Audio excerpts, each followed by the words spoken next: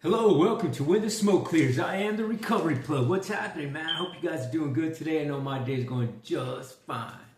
Well, check this out, man. You know how I always like to get my videos started, always with a moment of silence followed by the serenity prayer for the addict who still suffers and for those of us who are still bound down to some sort of struggle, man, that keeps us from moving forward in this toxic life that we live in, man. You know what I'm saying? So if you would, please join me in a moment of silence. Grant me the serenity to accept the things I cannot change, courage to change the things I can, wisdom to know the difference. All right, well, check this out, man. Got a little message for you guys today, and I want to talk to you about. I want to give you the story of that relates to yoga meditation and the mind, and how kind of maybe where it derives from, I guess, as far as meditation and yoga goes, and then how the mind has always been an intrinsic part of that practice that has been going on for thousands and thousands of years, man, and go figure that a practice that happened thousands of years ago is still so strong today in our world. You know what I'm saying? And so what I want to do is just I'm going to read you I'm going to explain to you the story of a story that comes from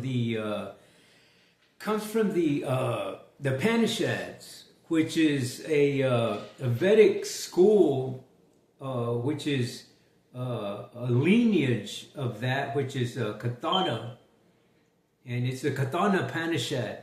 And there's a story behind the Katha Upanishad, and it's like a lineage that, I guess,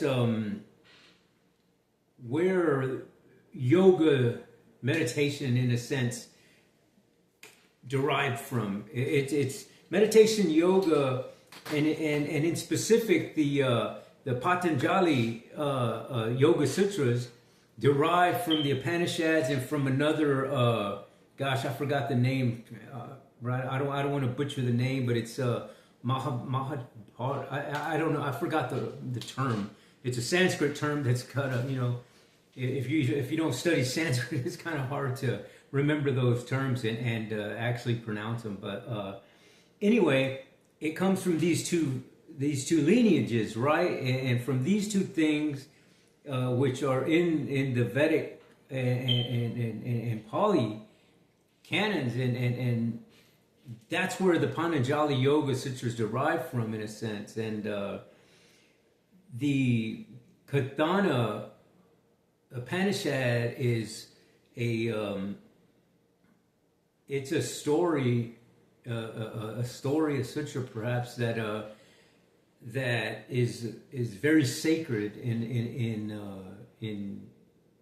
that sense. You know what I mean? In a spiritual sense, as far as the Vedics and Hinduism and I believe Buddhism as well. So it's in believing in Christian and that sort of thing. So it's an amazing story. And so what I'm going to do is I'm going to kind of just break it down to you, and we'll kind of get into a little discussion about it, and I'll give you my opinion and how I think how it kind of relates to living in today's world. You know what I mean? So let me get these glasses on, because I can't read without these things, man. But check this out. Okay, now this story,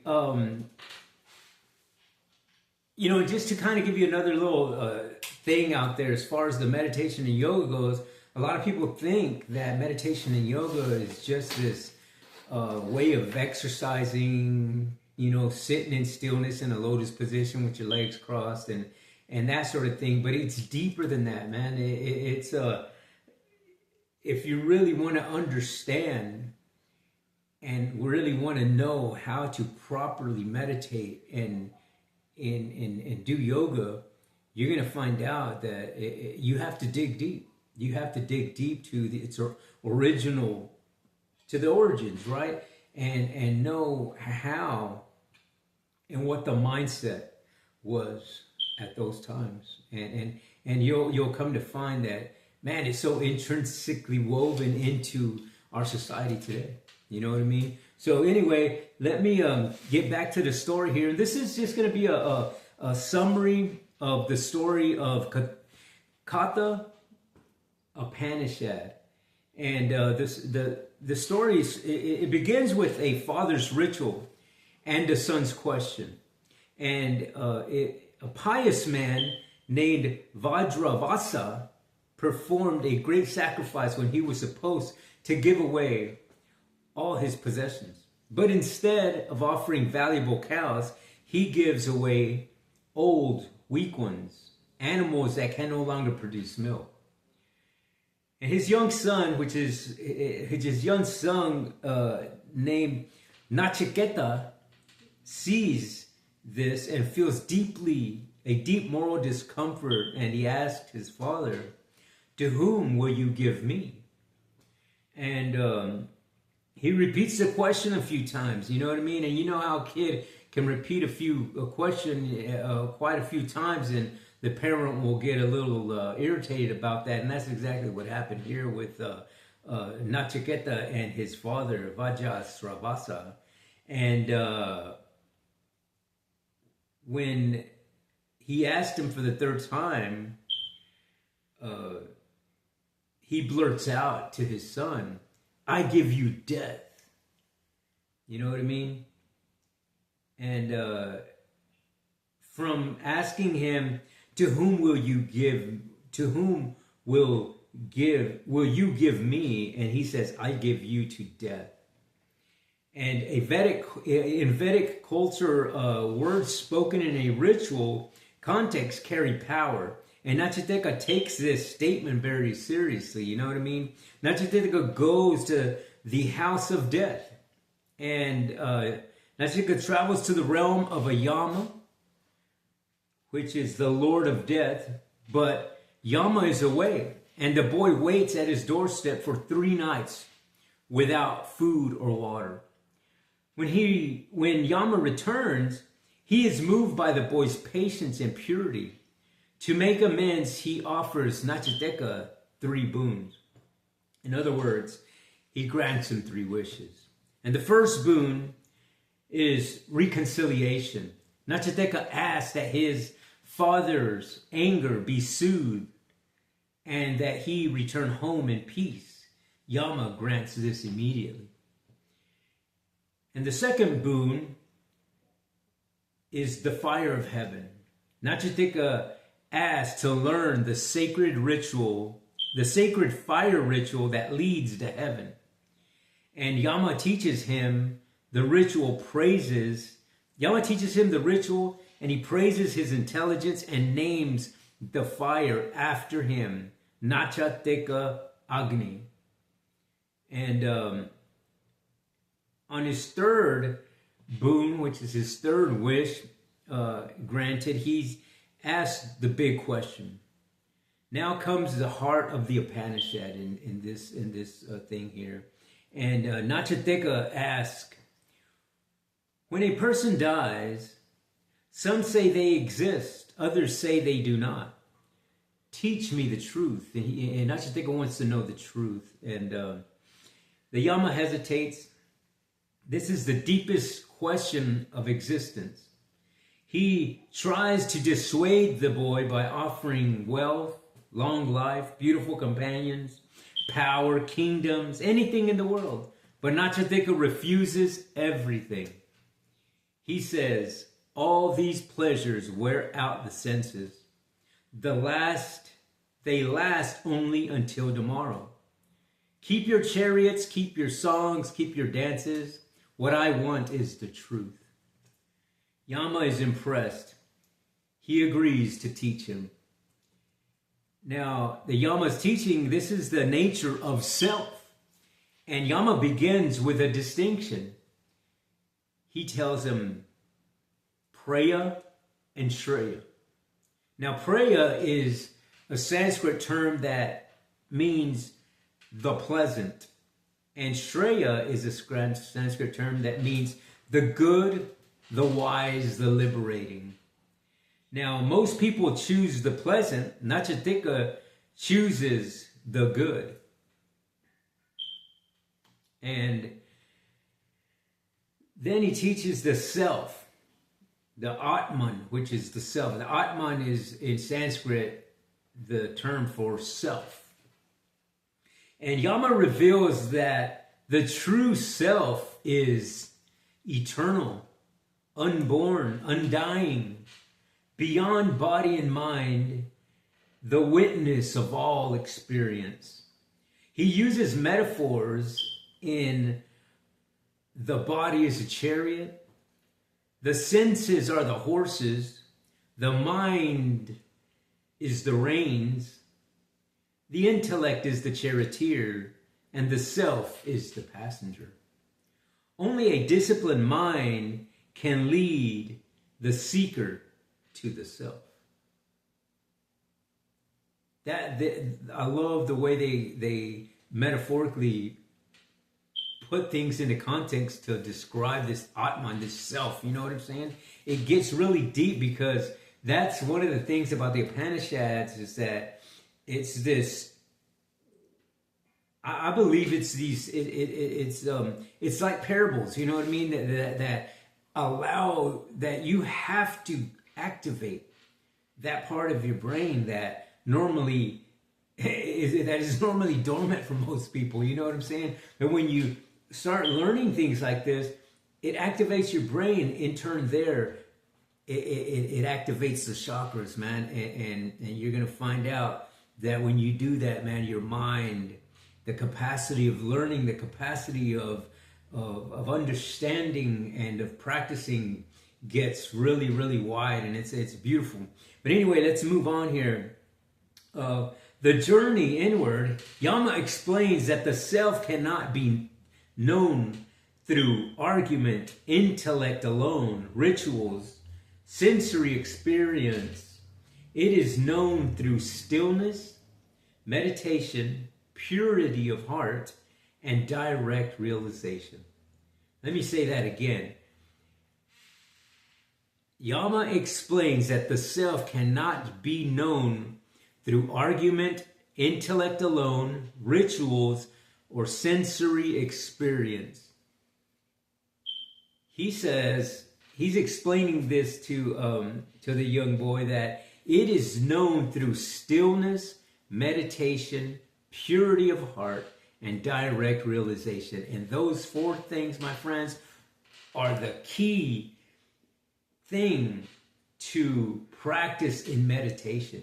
And you know, this is not only the meditation of just sitting in stillness. This is meditation 24 hours a day, man, that you're doing this on the daily, through everything and anything that you do in your life, man. You know, anything that your sensory organs, you know, connect with, which is anything that you hear, anything that you see, anything that you taste, anything that you touch. Do it with that in mind, with the stillness of meditation, the purity of heart, and the direct realization. In other words, doing it in a non-discriminatory, picking it up in a non-discriminatory type of wisdom, if you will. You know what I'm saying? And okay, and then he describes also the cosmic vision. Yama describes the self as the light behind all lights, the presence within the heart, the essence of all beings, and the foundation of the universe. He teaches that realizing the self is liberation, which in Sanskrit is moksha. And I love using these Sanskrit terms and learning and understanding them, because one word can mean a paragraph, can mean a sentence, and that sort of thing. And that's, when you think about it in that way, you will find, you will start to think that, wow, man, how knowledgeable, how much of a teaching were they doing, were they picking up back then in those times that it's just unheard of in today's world. You know, nobody's thinking or living their life in that way. You know what I'm saying? And to be in a deep, to be in something that deep and that intellectual, that spiritual, that seeing things through different lenses and angles, I believe, and that's the moksha. That's the realization that the self is liberation. You know what I'm saying? Go figure that after all of that stuff, he's telling you, go inward to be liberated. You don't have to use all this stuff out here is going to distort you from looking within. You know what I'm saying? So anyway, let's go back and the conclusion to Nachitika receives the teachings, which he meditates upon it and attains realization. The Upanishad ends by saying, Nachitika, having learned the wisdom of self, became free from death. So may it be for all who seek this knowledge. And how cool is that? That little passage right there just tells you that you become free of death when you understand the self in that way. In other words,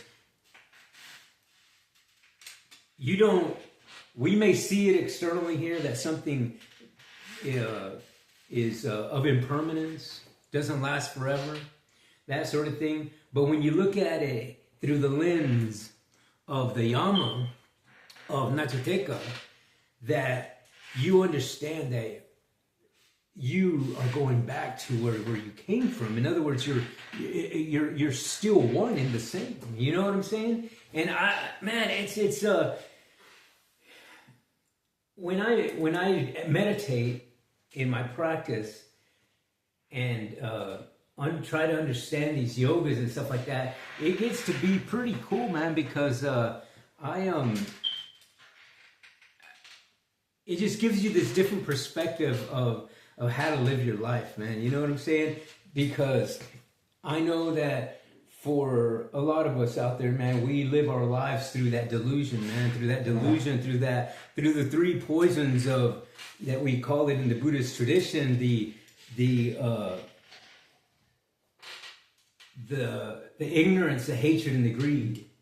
You know what I'm saying? We live through that clinginess, through that aversion, through that self, through that want, through that egotistical way of living. You know what I mean? It's always about us. But when you look at it through the seer, in other words, what they're talking about here is to getting to this I guess it's kind of hard to explain these metaphysical concepts and stuff like that, but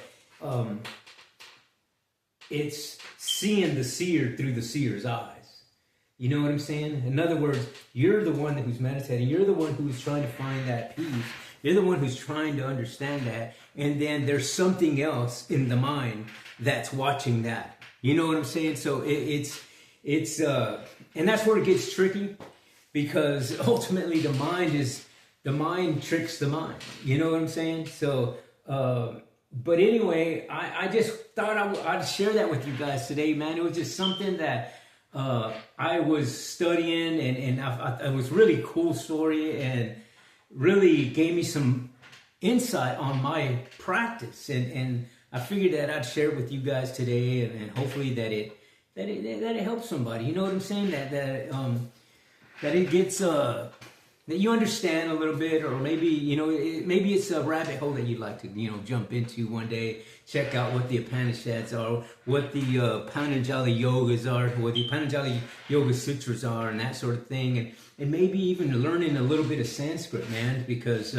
everything derives. A lot of the scriptures and spiritual teachings around the world derive from Pali and Sanskrit terms, and which is really cool. You know what I mean? I love kind of digging in and learning new things. And not only that, man, but it activates those that part of your brain that starts expanding. You know what I'm saying? And allows you to get deeper. And it's always good to learn, man. You know what I'm saying?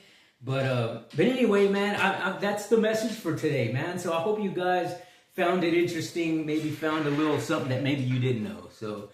But at any rate, I appreciate you guys tuning into the video segment today. And if you would please hit that subscribe button at this time. Just know that when you do that, you'll be helping out another veteran, another homeless person, another person dealing with PTSD, childhood traumatic experiences, suicidal thoughts, anxiety, stress, depression, all those types of things, addiction, all those types of things, because my friends dealt with all of those things at one point in time in my life, man. And guess what? I know a way out, and my way out could be your way out. So I guess until the next time on When the Smoke Clears, I am the Recovery Plug.